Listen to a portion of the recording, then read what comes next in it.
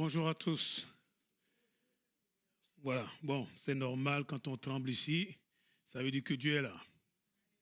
Le jour où je viendrai que je ne tremblerai plus, ça veut dire qu'il faut me chasser, je n'ai rien à faire là. Oui, le Seigneur a mis sur mon cœur de continuer dans ce que j'avais commencé à partager avec vous, qui va en même temps dans le même sens que le message de la dernière fois, du dimanche dernier, donc du pasteur Eddy.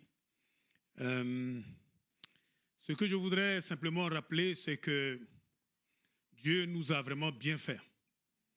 Dieu nous a construits, il nous a fabriqués, la Bible dit, il nous a tissés d'une manière extraordinaire. Je suis persuadé que tous les bons médecins, les bons, surtout les chirurgiens, quand ils regardent le corps humain, ils devraient se convertir.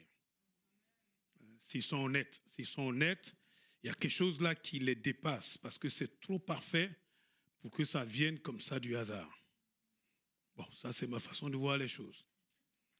Et nous sommes vraiment une merveilleuse créature. Honnêtement, quand le psalmiste dans le psaume 139 dit « Je te loue de ce que je suis une créature si merveilleuse », il a vraiment raison. Mais notre corps est en même temps un véritable champ de bataille. C'est un champ de guerre. Et je crois qu'il faut en être conscient. Il y a des choses, et ça ne vient pas de Dieu. Dieu peut nous donner tout. Nous parlons d'identité. Effectivement, notre identité est en Christ. Mais si nous ne faisons pas attention, par notre corps, par notre nature qui est irrégénérée, nous pouvons vivre comme des gens qui ont une autre identité. C'est ça le drame. On peut ne pas être dans des péchés, on va dire, très voyants, voyez, très évidents. Quelqu'un qui vole, quelqu'un qui ment, quelqu'un qui triche, voyez, les gros trucs, quelqu'un qui est dans l'adultère. Bon, ça se voit tout de suite, quoi. C'est trop grossier. On peut ne pas être dans ces choses-là parce que nous connaissons le Seigneur. Vous voyez? Et pourtant, vivre comme si nous étions dans la condamnation, comme si nous étions dans la culpabilité. Je suis persuadé que Dieu veut nous amener plus loin. Je suis vraiment persuadé. Chaque jour, et on le sent quand on vient ici. On sent là, la dernière fois un pasteur a dit, quand tu montrais ces montagnes russes là où... Enfin, je me suis souvenu de mes enfants il y a longtemps. Hein. Je ne sais pas comment ils ont réussi à me convaincre. Ils m'ont amené dans ce truc-là. Déjà, quand on était en train de monter, tu vois, tu entends les alertes, tous les cardiaques, allez, descendez. Et puis j'étais là, mes enfants m'encourageaient. Et c'est Space Mountain. À l'époque, ça venait à peine d'arriver. Oh mon Dieu. Ouais, tant que ça monte, vous entendez le bruit des chaînes là. Puis un moment, silence plat. Ah oui, c'est la panique. Bon, en tout cas, je ne le referai pas. Je suis descendu, j'étais encore vivant. J'ai dit, vous là, plus jamais ça. plus jamais. Vous voyez, on sent bien qu'on est monté et que ça va aller vite. Vous voyez, le Seigneur est proche. Il faut assurer nos arrières. Notre joie, c'est de nous retrouver tous, quand le Seigneur sera là autour de lui. Dis à ton voisin, moi je veux te voir, hein, quand Jésus reviendra. Amen. Il ne faut pas rater ce rendez-vous. Amen. On n'a pas fait tout ça pour ça. Gloire à Dieu. Gloire à Dieu. Nous sommes sauvés, il n'y a pas de problème. Pour ceux qui ne connaissent pas Jésus, je disais tout à l'heure en venant dans la voiture, j'ai dit, mon Dieu, quelle tristesse. Quelle tristesse. Peut-être qu'il y en a parmi nous là qui n'ont pas encore confessé Jésus comme leur Seigneur et leur Sauveur personnel. Dites-moi, quelle espérance vous avez? Dans un monde où même ceux qui nous dirigent ne savent même pas où on va. Ça fait trembler. Là, on entend maintenant même des hommes d'État quand même. On entend le président des États-Unis d'Amérique qui lâche ce mot-là, Troisième Guerre mondiale. C'est pas de la rigolade. Hein? Alors, si vous n'avez pas confessé vos péchés avec Jésus, là, dites-moi, quand cette chose-là va arriver, vous faites comment? Et même avant cela, si le Seigneur vous appelle, vous faites comment? On sent bien que ici, là, tout à l'heure, il y a le pasteur de l'autre église avec qui on parlait, il disait comme ça, cette vie, c'est comme un train, on est tous dedans. Puis ça dépend, il y en a qui descendent à différentes gares. Mais toi, tu peux descendre beaucoup plus vite que prévu. Dis-moi, qu'est-ce que tu vas dire à Dieu? Vous voyez? Nous, Dieu merci, nous avons confessé pour la plupart d'entre nous nos péchés. Et nous sommes devenus de nouvelles créatures. Gloire à Dieu. Notre prière, c'est que nous puissions aller plus loin, plus loin. Et aller plus loin, Dieu est clair. Jésus, sa parole est claire. Ce n'est que par l'Esprit. Excusez-moi, hein, la chair ne peut pas aller plus loin. La chair, cette nature irrégénérée, que la Bible appelle l'homme livré à lui-même. Vous voyez? Tout ce qu'il cherche, c'est le confort, c'est le plaisir, c'est le repos sans, enfin, on va dire sans limite. Hein? C'est la facilité. Être satisfait immédiatement. Quand on appuie, il faut que ça tombe. Ça, c'est la chair. On veut recevoir tout et tout de suite.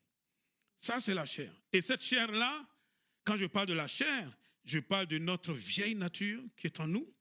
Je parle de notre âme. Vous voyez, toutes ces choses-là qui luttent quelque part contre ce que Dieu veut faire. Vous voyez, tout à l'heure dans le témoignage de notre sœur Ivana, on voit que Dieu est là, hein, mais on tremble quand même. Mais on met tout en doute. Ce n'est pas... Et on est inquiet. Et en fait, ce n'est pas Dieu qui fait ça. C'est le vieil homme là, la vieille femme qui est dans là, qui tremble, qui a peur. Pourquoi? Parce que le vieil homme veut toujours tout contrôler. Et quand il n'arrive plus à contrôler les choses, il panique. Et là, c'est là que les choses, malheureusement, peuvent nous faire du mal. La Bible nous dit dans 1 Corinthiens 6, je lis rapidement à partir du verset 12, je ne vais pas tout lire, je vais lire quelques portions, du verset 12 jusqu'au verset 20. Tout m'est permis dans la Bible du semeur. Tout m'est permis, certes, mais tout n'est pas bon pour moi. Tout m'est permis, mais tout n'est pas utile, dit l'autre version. Tout m'est permis. En Christ, là, nous sommes libres. Nous pouvons faire tout ce que nous voulons. Eh oui, tout m'est permis, c'est vrai, mais je ne veux pas me placer sous un esclavage quelconque. Quelconque. En bas du verset 13, il est dit, notre corps, lui, n'a pas été fait pour les conduites. Il est pour le Seigneur et le Seigneur est pour le corps. Notre corps est pour le Seigneur et le Seigneur est pour le corps. Verset 15. Ignorez-vous que vos corps sont des membres du Christ? Ignorons-nous donc que nos corps sont les membres du Christ? Vais-je donc arracher les membres de Christ pour en faire ceux d'une prostituée? Sûrement pas. Sûrement pas. Verset 17. Mais celui qui s'unit au Seigneur devient, lui, un seul esprit avec lui. Allez, je passe rapidement au verset 19. Ou bien encore, ignorez-vous que votre corps est le temple même du Saint-Esprit? Wow. Ignorez-vous que votre corps est le temple même du Saint-Esprit qui vous a été donné par Dieu et qui maintenant demeure en vous? Regardez, vous ne vous appartenez donc pas à vous-même. C'est-à-dire que nous avons un corps qui ne nous appartient plus. En fait, nous sommes un résident, mais nous ne sommes pas les propriétaires. Et donc, comme nous ne sommes pas les propriétaires, nous aurons un compte à rendre aux propriétaires. Vous voyez? C'est pour ça que le verset 20 finit en disant, car vous avez été rachetés à grand prix, honorez donc Dieu dans votre corps. Honorons Dieu. Honorons Dieu pour aller plus loin. Pour aller plus loin. Quand on nous voit, on doit savoir que nous sommes de Dieu. Amen. Notre corps ne nous appartient pas. Dieu a racheté ce corps. voyez, c'est le seul véhicule que nous avons ici-bas. On n'en a pas d'autre. Il faut en prendre soin. Mais il faut en prendre soin à l'extérieur et à l'intérieur. Il faut en prendre soin, comme je l'ai dit, parce que nous n'en sommes pas les propriétaires. Et vous allez voir, hein, vous lisez de la Genèse jusqu'à l'Apocalypse, vous allez voir que tous ceux qui ont été appelés de Dieu, il a fallu que Dieu fasse un travail dans leur corps. Autrement dit, vous allez voir qu'à n'importe quel moment, ils ont dû vraiment, je disais, c'est un champ de bataille. Ils ont dû entrer dans cette bataille-là. Je ne veux pas le lire, hein, mais Paul dit, je traite durement mon corps. Voilà, c'était la semaine dernière, on l'a lu, hein, c'est la fin de ce verset. Il dit, afin qu'après avoir prêché aux autres, moi-même, je ne sois pas disqualifié. Traiter durement son corps, je ne parle pas de l'ascétisme. Vous voyez, des gens qui sont là en train de se mortifier, hein, parce qu'ils pensent que le corps est mauvais. Non, je ne parle pas de ça. Le corps, je crois que comme je l'ai dit, hein, c'est la meilleure chose que Dieu puisse nous donner ici-bas. Parce que c'est dans ce corps-là que vit notre âme, notre esprit. Et que même le Saint-Esprit vient en faire son temple. Voilà. Ce que je suis en train de dire, tout simplement, c'est que nous devons faire attention.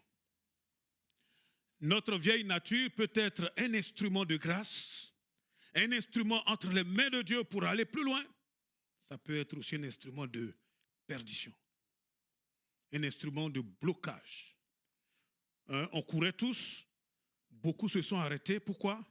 Un peu comme Démas, ils ont abandonné et ils sont partis à Thessalonique pour on va dire, les lumières de ce monde. Vous savez quoi? C'est la vieille nature. Pour avoir travaillé avec l'apôtre Paul, pour avoir été un ouvrier, hein, on va dire, un compagnon d'œuvre, ça devait être ça devait être quelqu'un qui vraiment aimait Dieu, c'est ce que je veux dire. Mais on peut aimer Dieu. Et puis si on ne veille pas, la vieille nature là, peut nous disqualifier. Amen. Vous savez pourquoi la plupart d'entre nous ne sommes pas encore baptisés dans le Saint-Esprit?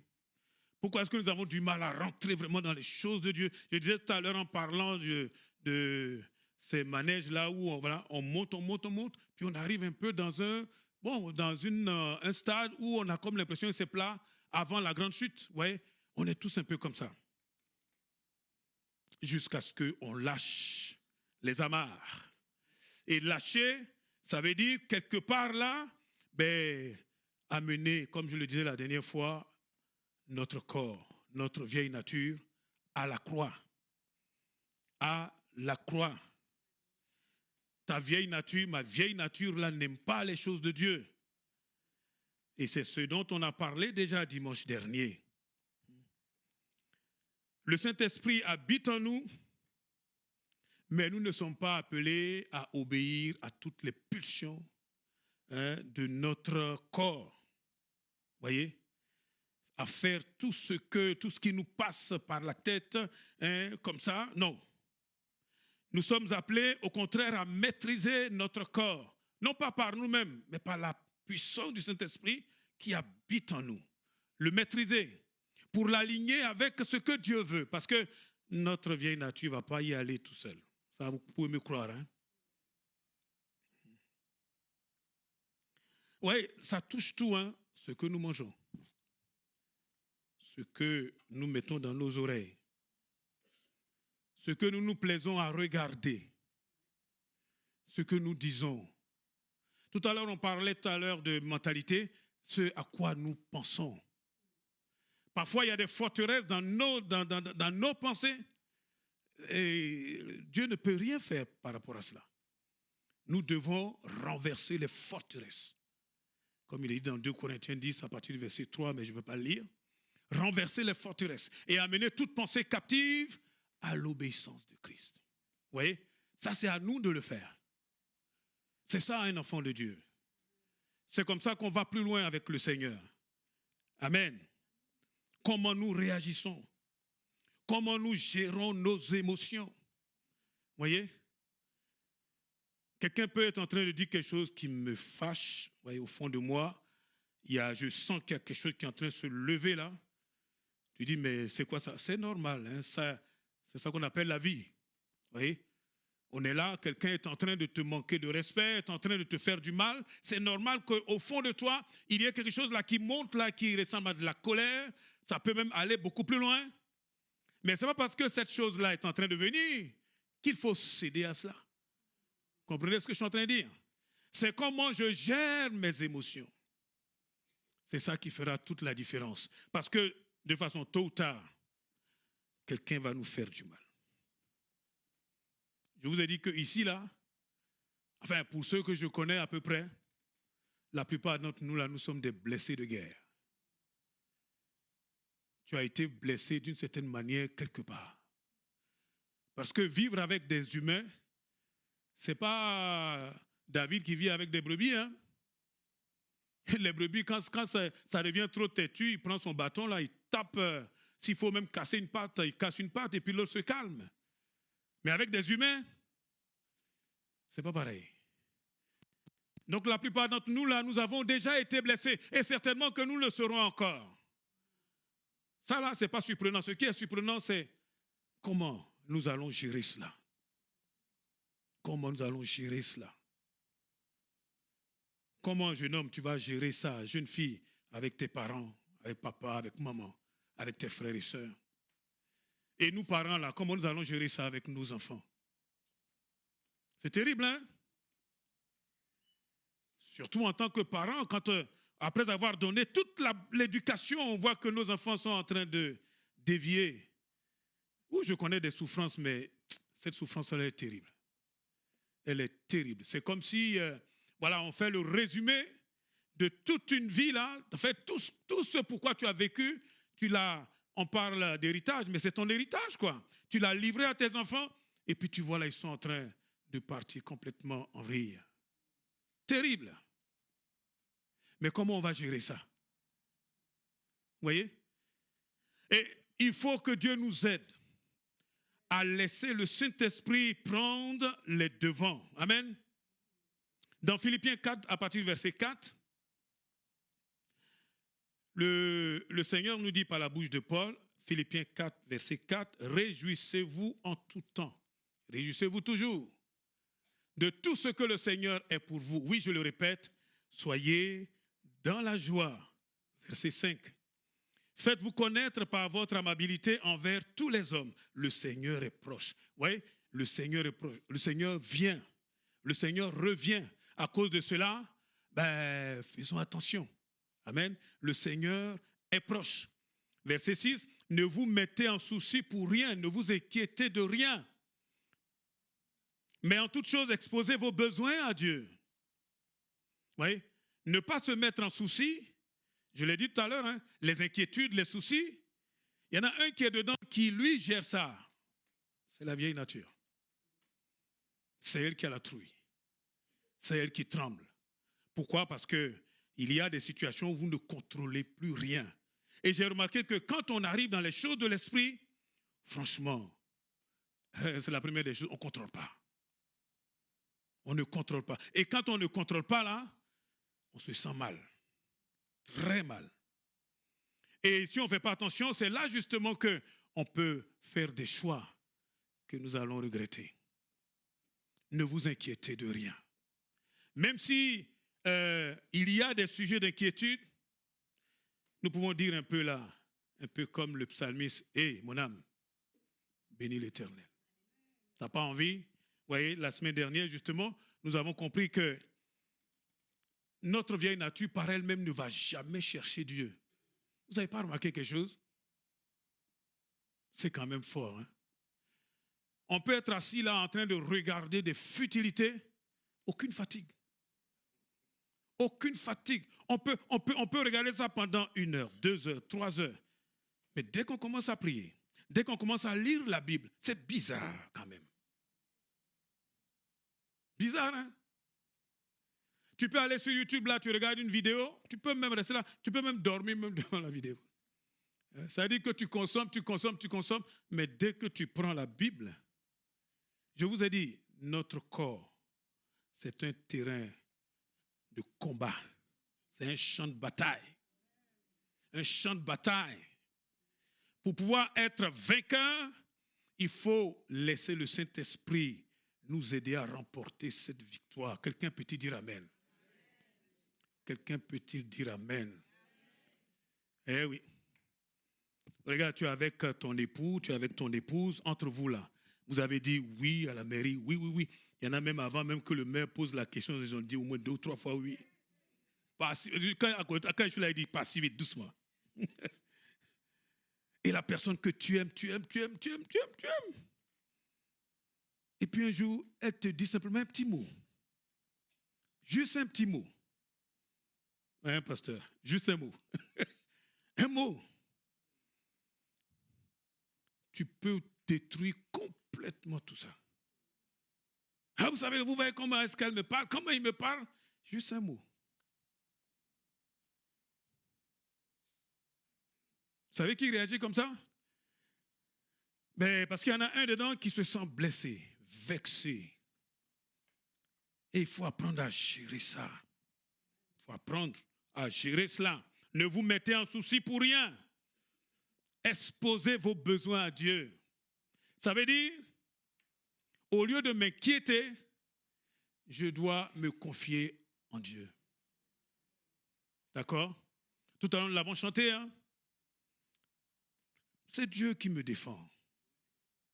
S'il veut me défendre d'ailleurs, est-ce qu'il est obligé même de me défendre? Est-ce qu'il est obligé? L'essentiel, c'est qu'il défende lui, sa cause, sa gloire. Oui, il va le faire. Moi, je dois rester vraiment rempli de Dieu. Et pour faire cela, il faut lâcher prise. Quand il dit lâcher prise, ça dit il faut refuser de vouloir toujours contrôler. Seigneur, je te donne les commandes.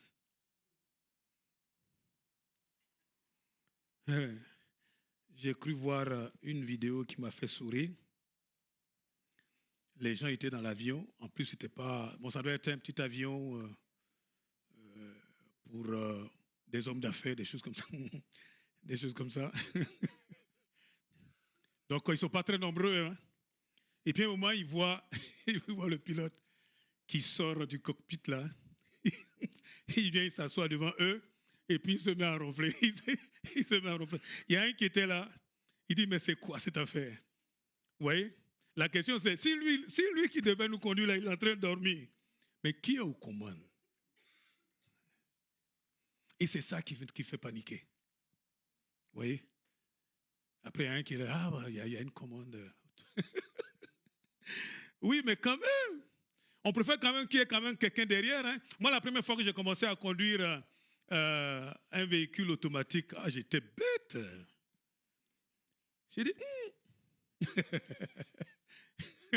t'as qu'à appuyer, ça part. Il n'y a pas besoin de passer les vitesses. J'ai dit, mais c'est quoi ce truc? Vous voyez, parce que quand tu passes toi-même ta propre vitesse, tu vois, tu commandes, tu contrôles, tu pilotes. Mais si l'autre là, si l'autre là, il ne fait pas bien. Vous voyez, lâcher prise, c'est laisser le contrôle à Dieu. C'est la meilleure chose, je peux vous garantir. Parce qu'il y a des choses, et j'ai remarqué, hein, quand Dieu nous envoie là où il va nous faire entrer, aucun d'entre nous ne pourra contrôler quoi que ce soit. Regardez, je ne vais pas rentrer dans les détails, mais regardez ce qui se passe. C'est de la folie. Hein, Pasteur Eddy? C'est de la folie, là, le projet, là. Enfin, comme là, c'est enregistré, on coupera. Hein. Mais je peux vous garantir, là, on envoie un dossier, on le dépose, on y injecte même pratiquement nos sous, et quelqu'un peut dire, mais ils sont fous. Non, on n'est pas fous. Enfin, un peu quand même, parce qu'on laisse Dieu faire. Parce qu'il faut que ça soit Dieu pour que toute la gloire lui revienne. Ça ne veut pas dire qu'on ne tremble pas. On tremble un peu. Parfois un peu plus. Vous voyez? Mais nous disons, Seigneur, nous te laissons le contrôle. Allez, vas-y. Eh oh, quel est donc là cet être humain-là dans les narines duquel Dieu lui-même donne du souffle là, qui va venir, qui va dire, allez, moi je vais m'opposer à la volonté de Dieu. Ça, c'est son problème avec Dieu. Amen. Seigneur, nous ne pouvons pas combattre ça. Allez, on te laisse là régler cette affaire. La Bible nous dit que même le cœur du roi est comme un courant d'eau entre les mains de Dieu. Oh Seigneur, occupe-toi d'eux. Amen. Qui s'occupe là du maire et de tous ses conseils, on te coupera. Hein? Mais c'est vrai quand même. Voilà, ça c'est son problème. Exposez vos besoins à Dieu. Adressez-lui vos prières, vos requêtes, en lui disant aussi notre reconnaissance. La reconnaissance, c'est un peu ce que nous avons entendu. C'est-à-dire, pendant que nous avançons dans des terrains que nous ne connaissons pas, et des choses qui sont nouvelles pour nous, tellement nouvelles, et qui nous dépassent, nous nous regardons quand même en arrière en disant, Seigneur, jusqu'ici, là, c'est toi qui nous as secourus. Hein? Amen. Et nous voyons combien il nous a portés. Et vous savez comment est-ce qu'on est arrivé ici? C'est extraordinaire. Bon, un jour, quand on sera dans les nouveaux locaux, on va prendre le temps de vous expliquer ce qui s'est passé. C'est Dieu. Je peux vous garantir. Vraiment, des rencontres divines, c'est extraordinaire. Mais pour arriver à ça, il a fallu qu'on passe par des moments où on ne maîtrisait rien du tout, où on a dû prendre des injures, on a dû prendre des choses des choses terribles quand même. Et ce qu'on s'est dit, c'est que nous, on ne va jamais se défendre. Et c'est pour ça que nous sommes là aujourd'hui. Vous voyez, laissez Dieu au contrôle. Laissez Dieu au contrôle. Alors la paix de Dieu qui surpasse tout ce qu'on peut concevoir, gardera votre cœur et votre pensée sous la protection de Jésus-Christ. La paix. Alors que le corps tremble de partout, Dieu nous donne sa paix. Il dit, ne crains pas. Même si c'est un peu difficile dans le couple, ne crains pas. Fais ce que tu as à faire. Amen. Moi, j'ai essayé parfois d'en découdre. Il dit, cette affaire-là, ok, je sais comment on va régler ça. Hein. 2 temps, 3 temps, 3 mouvements, c'est terminé. Avec la force. Tu me donnes, je te donne aussi. Mais ça, là, en faisant ça, on s'enfonce. On se détruit. Le Seigneur nous demande de nous humilier. Et s'humilier, c'est finalement, voilà, tenir cette vieille nature en disant, tu vas te soumettre à Dieu. C'est aussi simple que cela. Et c'est là que nous avons la paix de Dieu. Au verset 8, il nous parle des pensées. Il dit, nourrissez vos pensées de tout ce qui est vrai, tout ce qui est noble, tout ce qui est juste, pur, digne d'amour et d'approbation, de tout ce qui mérite respect et louange. Ah oui, si nous laissons entrer n'importe quoi dans nos pensées, l'ennemi va s'immiscer, la chair va essayer de récupérer encore le contrôle et nous risquons d'être perturbés. C'est compliqué, c'est difficile, mais Dieu n'a pas dit son dernier mot. Hein? Eh oui, Dieu n'a pas dit son dernier mot. J'étais dans une famille qui était en train de se détruire, si je vous en parle. Je suis devant vous là, c'est un miracle. Un miracle. J'ai vu mon père alors que j'étais un petit bout là, qui venait avec violence. Il devait être certainement alcoolique. On était trop petit pour comprendre ces choses-là. Et qui battait notre mère, mais c'était dans le sang. Je l'ai vu prendre la tête de ma maman, cogner par terre. C'est nous les enfants là qui sautions sur lui en disant, mais oh, arrête un peu, tu vas la tuer. Et puis alors que nous étions en train de grandir, là un jour, il est parti. Vous pensez que ça a été facile? Eh bien non. Hein? On a galéré. Ah, j'en ai vu des vertes et des pas mûres. On a souffert. On a connu des choses horribles que je n'ai même pas envie de vous raconter. Mais j'ai compris une chose. Dans tout cela, Dieu était là. Dieu était là. Amen. Et ce même Dieu-là qui nous a vus dans une telle souffrance, vous savez quoi? Ah, il nous a fait du bien. Amen. Il nous a fait du bien. Peut-être que tu es en train de traverser des moments que tu ne comprends pas. Lâche prise. Vous voyez? Il nous a dit ici, au lieu d'être là dans les inquiétudes, confie-toi en Dieu dans la prière. Alléluia. Laisse-le faire. Est-ce qu'il y a quelque chose de pire que la maladie? La maladie, c'est terrible. Quand tout va bien, on ne comprend pas. Quand on pose un pied devant, et puis ça avance, et puis on peut poser l'autre là. C'est un miracle, hein, bien-aimé. C'est un miracle. Quelqu'un dira, oh, pasteur, tu exagères. Je souffrais de douleurs sciatiques. Derrière là, un petit truc qui s'est coincé. Mon Dieu, demandez à mon épouse. Demandez à mes enfants. Une fois même, il n'y a pas longtemps, hein, je sortais de l'école, une journée encore fatigante, et là-bas, il faut monter les escaliers, redescendre, monter. Bon, ok. Je crois qu'en faisant tout ça, là, c'était bon pour moi, en même temps, ça a dû faire quelque chose. Oh, je suis rentré dans la voiture, ça m'irradiait de partout. Je dis, oh Seigneur. À un moment même, pour passer les vitesses, je me dis, mais comment je vais faire? Je suis arrivé devant la maison. J'ai ouvert la portière, incapable de mettre le pied dehors. Oh! J'ai crié à Dieu. Seigneur, vraiment, j'ai besoin de ta grâce. Oui, on se sent bizarre. Mais dans ces choses-là, au lieu de s'énerver, au lieu d'être là en train de vouloir trouver des solutions, on va dire, parallèles, qui ne sont pas de Dieu, qu'est-ce qu'on fait? On fait profil bas.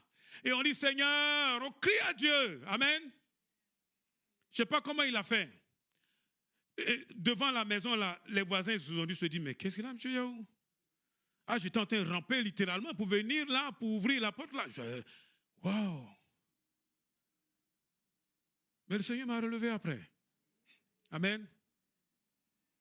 S'il vous plaît, qu'est-ce que je suis en train de dire? Pour aller plus loin, il faut que notre corps soit maintenu de façon constante dans une soumission à l'Esprit de Dieu. Bien-aimés, nous qui sommes les responsables, et puis on a de l'autorité quelque part, hein, soit dans une famille ou peut-être au travail, s'il vous plaît, dépendons de Dieu, dépendons de son esprit. Sinon, tu vas faire comment? Parfois, je pense à mon cher frère, à ce travail difficile qu'il fait. Tu dois aller chercher des clients qui deviennent de plus en plus difficiles. Des gens, tu ne sais même pas comment tu vas les avoir. Et tu as des gens derrière toi qui te disent, ah, tu dois faire ceci, tu dois ramener tant, tu dois... Oh mon Dieu, avec toute une pression. Sachant qu'à côté de cela, tu as toute une église à diriger. Si ce n'est pas Dieu, je sors là, je vais où? Le client, il est où? On a besoin de s'attendre à Dieu. Amen. S'attendre à Dieu. Je crois que le moment est venu de chercher vraiment le cœur de Dieu, sans vouloir trouver des solutions parallèles. Et je suis persuadé que Dieu va nous faire entrer dans des choses où on fait confiance à Dieu. Ouais, quand la mer Rouge s'est fendue là, nous on pensait que le plus gros était déjà fait. Mais le plus dur, c'est d'oser rentrer dedans et d'être sûr qu'on va pouvoir sortir au bout. Parce que toi, tu es là, tu rentres et puis tu vois l'aquarium, là, tu vois tous les gros poissons qui sont là à gauche, à droite. Et qu'est-ce qui te garantit que tu vas aller jusqu'au bout? Vous voyez? Dieu a fait sa part. C'est monstrueux, ça fait peur. Mais il dit avance. Allez, avance. Ce n'est pas le moment d'être là en train de dire, ah, mais je vais chercher en équation. Non! On fait confiance à Dieu. Amen. Le temps est proche. Comme Dieu pouvait le dire à Josué, prends courage, fortifie-toi, tiens bon, ne crains rien, ne te laisse pas effrayer, car moi, l'Éternel, ton Dieu, je serai avec toi pour tout ce que tu entreprendras. Amen. Prends courage. La vie chrétienne, c'est pour des courageux. Et notre courage ne vient pas de nous, ça vient de Dieu. Ça vient du fait que nous regardons au Seigneur. Allez, je vais aller vite pour laisser le temps à la prière. N'oublions pas que notre corps est le temple du Saint-Esprit. Vous savez, dans un temple, on met pas, excusez-moi, c'est pas la poubelle, quoi. Un temple pour le Saint-Esprit, ce qui est dedans, il s'appelle Saint-Esprit. Saint-Esprit. Ben, on y met ce qui est saint, ce qui est pur, ce qui honore le Seigneur. Ça veut dire que chaque fois, tout à l'heure, je parlais de ce que nous disons, ce que nous pensons, ce que nous écoutons, ce que nous mettons sous nos yeux. Il ne faut pas que ces choses-là attristent le Saint-Esprit. Sinon, nous ne pourrons pas rentrer dans certaines choses. OK, même si on t'a blessé, toi là, dans ta façon de répondre, s'il te plaît, n'oublie pas, il y en a un qui est dedans. Le Saint-Esprit. Amen. On ne répond pas au coup par coup parce que l'autre, oui, on a le droit dans ce monde-là de le faire. Mais en Christ, non, non, non. Amen. Parce qu'on peut nous-mêmes nous souiller nous-mêmes par des paroles comme cela. Et surtout attrister l'Esprit de Dieu qui est en nous. Je l'ai dit tout à l'heure, hein, on peut être extérieurement bien et pourtant être dans des habitudes qui, quelque part, bloquent notre progrès spirituel. Peut-être c'est des critiques, toujours en train de critiquer quelqu'un. Peut-être c'est toujours chercher à se venger, à rendre l'appareil. Oui. Ni vu ni connu, hein. Toujours énervé. Ah oui, moi, je n'aime pas qu'on me parle comme ça. Et ça bloque. Ça bloque le Saint-Esprit. Quand ça bloque, Éphésiens 4:30 dit, n'attristez pas le Saint-Esprit de Dieu. Ça attriste le Saint-Esprit. Même si ces choses-là veulent venir, nous avons le droit, nous avons le pouvoir de dire non. Amen. Apprenons à dire non. Et c'est ça qui est, c'est ce qu'il nous faut. Apprendre à dire non quand notre corps veut aller dans une certaine direction qui n'est pas la gloire de Dieu. On dit non. Enfin, comme ma petite fille, non. Je crois que c'est le mot qu'elle a bien compris. Non. Bravo, bravo ma petite. Non à tout ce qui est futile. Je disais, hein, passer beaucoup de temps comme ça devant des futilités, à un moment donné, tu te dis, oh, allez, lève-toi, secoue-toi un peu, prends la Bible, hein, mets-toi un peu à l'écart, lis la parole de Dieu. Et si tu ne le fais pas, personne ne viendra le faire pour toi. On l'a vu hein, la semaine dernière. Eh oui. Nous devons faire taire toutes les impulsions charnelles qui se lèvent en nous et qui luttent contre nous. Parfois, nous disons, mais je connais le Seigneur, mais pourquoi est-ce que je n'arrive pas à rentrer dans telle dimension? Eh oui, parce que parfois, nous attristons le Saint-Esprit. Que Dieu nous aide. Et je disais justement, si nous ne maîtrisons pas notre corps, si nous ne l'éduquons pas, si nous ne faisons pas en sorte là, que notre corps soit discipliné, vous savez quoi? C'est cette vieille nature-là qui va nous tuer. C'est cette vieille nature-là qui va nous tuer. La dernière fois, je parlais de Samson,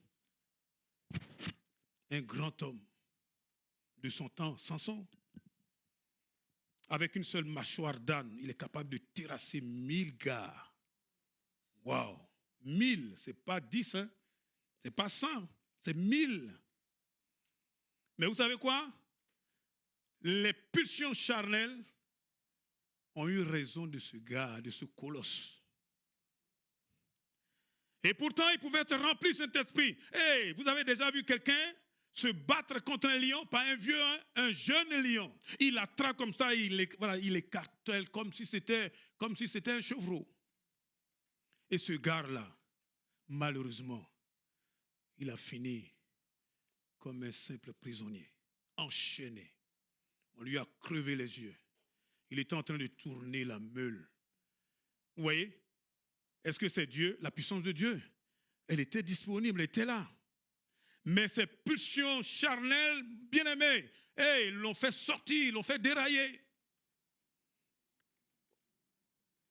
Et ce n'est pas la volonté de Dieu. Qu'on aille jusqu'au bout, bien-aimés. Apprendre à dire non. Amen. Dis à ton voisin non. Ouais. S'il dit pourquoi tu dis non.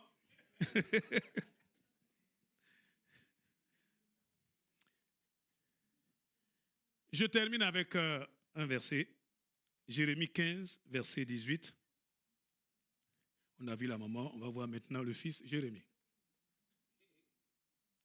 Jérémie 15, verset 18. Voici donc ma souffrance est-elle permanente? Et pourquoi donc ma souffrance est-elle permanente?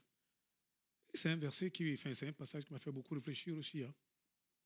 Il m'appelait douloureuse, rebelle aux soins, ça veut dire que je n'arrive pas à guérir. Et regardez la suite. Vraiment, pour moi, tu es une source trompeuse, au débit capricieux. C'est-à-dire, il est en train de dire, en gros, Dieu, tu m'as trompé, quoi. Moi, je comptais sur toi, je souffre, et je n'arrive même pas à guérir. C'est de ta faute. C'est ce qu'il est en train de dire. La suite. Et voici la réponse que Dieu lui donne. Si tu reviens à moi, je te rétablirai. Il est en train de dire, tu t'es éloigné. Tu pourras te tenir à mon service. Et on était en train de parler hier du thème de service hein, avec les célibataires. Enfin, moi, je n'étais pas là, c'est plutôt les célibataires qui ont assuré. Et là, je vois une chose, hein, pour pouvoir servir, il faut revenir entièrement au Seigneur. Parce qu'on ne se sert pas, on est là pour servir le Seigneur. Il dit, si ce qui est précieux, tu le sépares de ce qui est indigne. Dans l'autre version, il dit, si tu sépares ce qui est vil de ce qui est précieux. Et ce n'est pas Dieu qui va séparer, c'est toi. Tu sais ce qui n'est pas, ce qui est indigne, ce qui est vil, ce qui est futile. Il dit, si tu sépares, ceci est écrit, hein, tu seras mon porte-parole. Ils reviendront à toi, mais ce n'est pas à toi de revenir vers eux. Je propose que nous puissions prier. C'est à toi de te rattacher à Dieu. C'est à toi de revenir à Dieu. C'est à toi de jeter les armes. C'est à toi d'arrêter de résister au Saint-Esprit. C'est à toi à dire, ok, ça là, c'est pas bon, je vais arrêter. Sinon, personne ne le fera pour toi. Le Seigneur ne le fera jamais à ta place.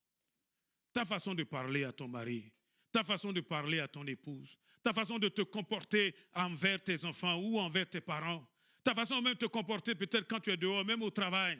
Et il va falloir que tu dises, Seigneur, je veux faire exactement ce que toi tu veux. Je veux revenir à toi, à toi. Et ce n'est pas à nous à combattre, mais on laisse le combat au Seigneur. Et le Seigneur nous fera du bien. Amen.